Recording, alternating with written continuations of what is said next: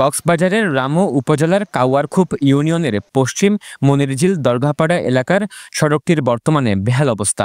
বৃষ্টির পানিতে তলিয়ে গেছে রাস্তাটি, ভেঙে পড়া অংশগুলোতে তৈরি হয়েছে গভীর গর্ত, যা স্থানীয়দের চলাচলে তৈরি করছে মারাত্মক দুর্ভোগ।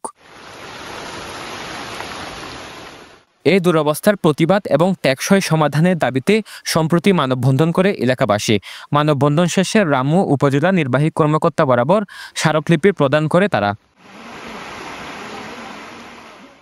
স্থানীয়রা জানান, বছরের পর বছর ধরে কোনো উন্নয়নমূলক কাজ এখানে হয়নি। বর্ষা মৌসুম এলে পরিস্থিতি আরও ভয়াবহ হয়ে ওঠে। যান চলাচল তো দূরের কথা, হেঁটে চলাচল করাও কষ্ট হয়ে গেছে। অতিবৃষ্টির কারণে আমাদের এলাকার রাস্তাঘাটগুলি মারাত্মকভাবে ক্ষতিগ্রস্ত হয়েছে। রাস্তার প্রায় ইট ধসে গেছে, রাস্তার বিভিন্ন স্থানে বড় বড় গর্ত হয়েছে, যার ফলে আমাদের জীবনযাত্রা, মানুষের চলাচল অত্যন্ত কষ্টসাধ্য ও ঝুঁকিপূর্ণ হয়েছে।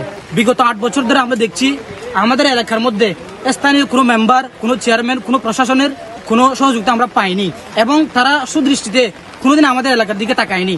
এজন্য আমরা আর সহ্য করতে না পেরে আমাদের ন্যায্য দাবি আদায়ের জন্য আমরা আজকে রাস্তায় নেমে এসেছি। 1 নম্বর ওয়ার্ড বলতে এতে 1 নম্বর ওয়ার্ডে হাজার হনো 1 নম্বর নাই। আমাদের এখানে সব রাস্তাঘাট মানে ভেঙে চুরে তছনছ হয়ে গেছে। এখানে উন্নয়নের কোনো সময় লাগেনি এখন পর্যন্ত।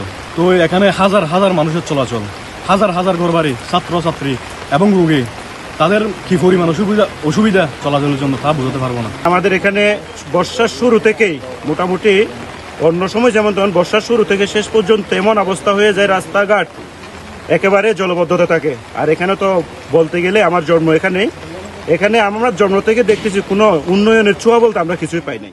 রামুর অবহেলিত দরগাপাড়া সড়কের দ্রুত উন্নয়ন চায় এলাকাবাসী।